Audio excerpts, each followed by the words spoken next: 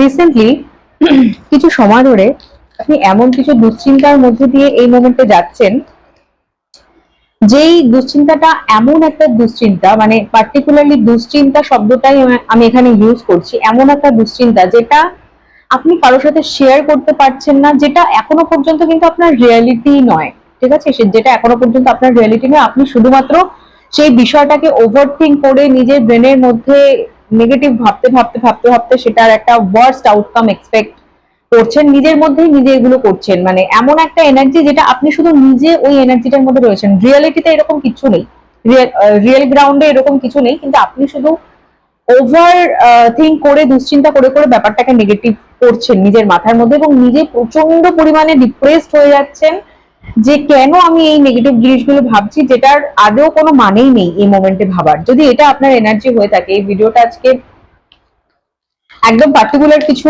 মানুষের সাথে রেজোনেট করবে। এটা ভীষণ কালেকটিভ জেনারেল রিডিং একটা, ঠিক আছে।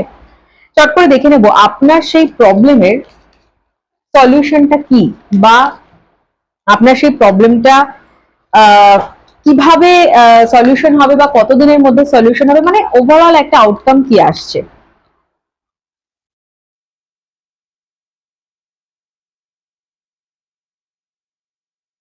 দেখুন, ডেফিনেটলি আপনি একটা নেগেটিভ চিন্তার মধ্যে তো একদম শিওরলি আছেন, যেটা আমি আপনাকে এক্সপ্লেন করলাম, ঠিক আছে। এবং এই এনার্জিটা আপনার যে মোমেন্ট পর্যন্ত এনার্জিটা যতক্ষণ রয়েছে না, আপনার বাদ বাকি সারাউন্ডিং এর কোনো কিছুই না সিচুয়েশনের মধ্যে থাকছে না, মানে কোনো কিছুই আপনার ওই চিন্তাটা এফেক্ট করছে বলে আপনার জীবনের সবকটা অ্যাসপেক্টে, আপনার কাজ, আপনার হেলথ, আপনার ওভারঅল লাইফটাকে এটা এফেক্ট করছে, ঠিক আছে। কিন্তু আপনি কিন্তু, যেটা আমি দেখতে পাচ্ছি, আপনি কিন্তু প্রচন্ড পরিমাণে, হ্যাঁ এটা হতে পারে আপনার কোনো রিলেশনশিপ নিয়ে, রিলেশনশিপ মিনস সেটা কোনো পার্টিকুলার লাভ ইন্টারেস্টে হতে হবে, একদম এটা জরুরি না, যে কোনো রিলেশনশিপ নিয়ে সেটা নিয়ে আপনি বর্তমানে একটু চিন্তিত আছেন, ঠিক আছে।